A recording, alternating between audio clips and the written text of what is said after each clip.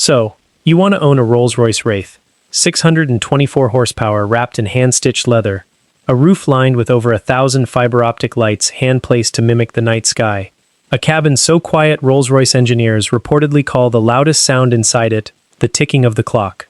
That's the fantasy. A car that doesn't just move you, it announces you. Here's what nobody tells you before you sign the order form. The sticker price is the smallest number you'll deal with. Everything that actually defines owning a Rolls-Royce, the number of people even allowed to sell you one, the way it loses value the moment you drive it home, the cost of simply keeping it running, has almost nothing to do with the price printed on the window. Let's start with how you actually buy one, because it's nothing like buying a car. Rolls-Royce doesn't really sell you a Wraith off a lot, it sells you a commission. Most buyers sit down with a dealer's in-house bespoke designer to choose the paintwork, the wood veneer, the leather color, the embroidery pattern, even the exact arrangement of that starlight headliner, and every single choice adds cost, sometimes tens of thousands of dollars at a time. A base Wraith starts somewhere around $330,000 to $370,000, but by the time a buyer finishes customizing, it's entirely normal to add another six figures on top. Walking out of a Rolls-Royce showroom having spent $500,000 on one car isn't the exception. For a serious bespoke build, it's closer to the rule. And the ordering itself isn't instant.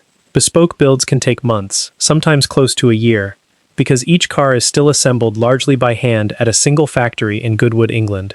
Rolls-Royce also keeps its dealer network deliberately tiny, only a handful of authorized dealers even in major countries, which means building one exactly how you want it usually means working directly with one of a genuinely small number of people on the planet allowed to sell you one in the first place. Now here's the number that actually decides whether this makes any financial sense at all. Depreciation. Ultra-luxury cars like the Wraith are notorious for losing value faster than almost anything else you can buy. It's common for one to lose 30 to 50% of its value within the first 3 to 4 years. And unlike a true limited-run exotic, Rolls-Royce's production numbers are high enough that scarcity doesn't protect the resale price the way it might for a car built in the dozens rather than the hundreds, which means the six-figure custom paint, the embroidered headrests, the exact wood veneer you paid a premium to choose, none of that comes back to you at resale. Buyers pay for uniqueness. The used market pays for none of it. Then there's the part that surprises new owners even more than the depreciation curve, keeping it running.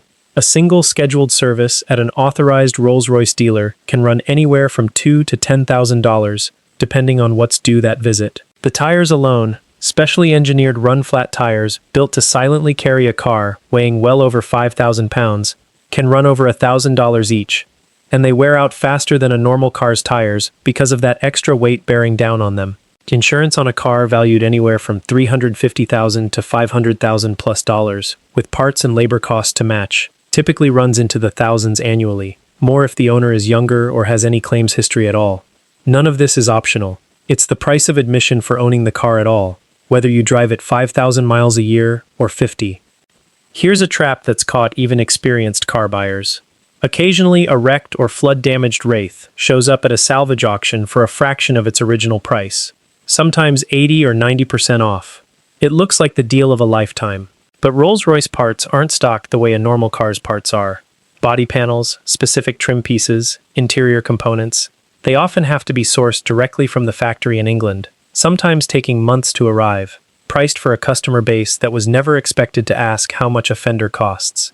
More than one buyer has poured more money into rebuilding a wrecked Wraith than it would have cost to simply buy a clean, low-mileage one outright, and ended up with a car worth less than either option, because a salvage title permanently caps its resale value no matter how well the repair is done. So why does anyone still buy one, knowing all of this?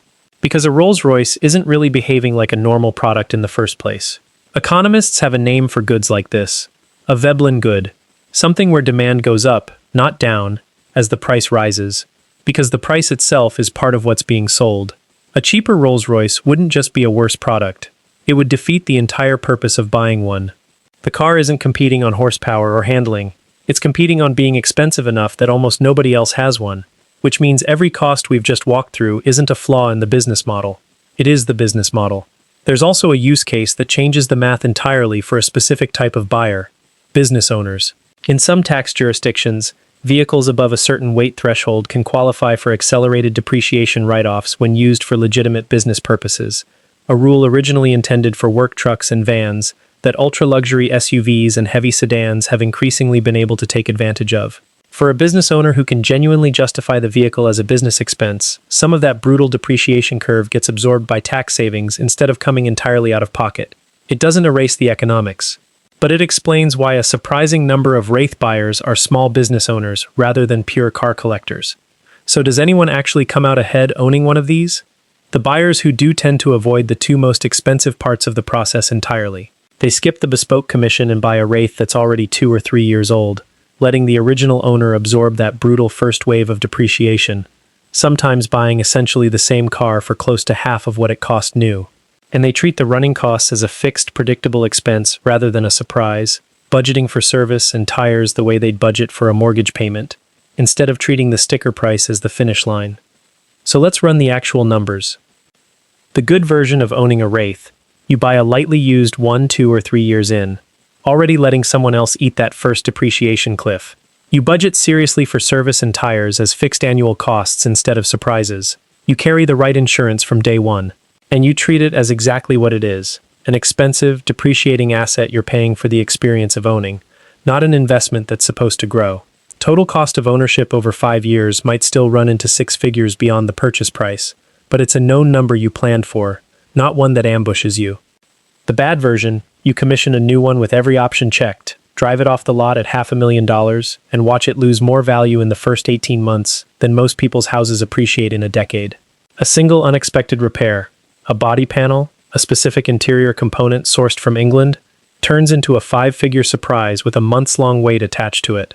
And when it's finally time to sell, the market doesn't care what you paid for the Starlight headliner. It cares what a comparable used Wraith is going for that week. And that number keeps sliding. That's the entire business condensed into one sentence. Owning a Rolls-Royce Wraith was never really about the car. It's about paying, upfront and repeatedly, for the privilege of being one of the very few people Rolls-Royce lets have one. And the moment you stop being willing to keep paying, the market makes sure you remember exactly how much less than $500,000 that privilege is actually worth.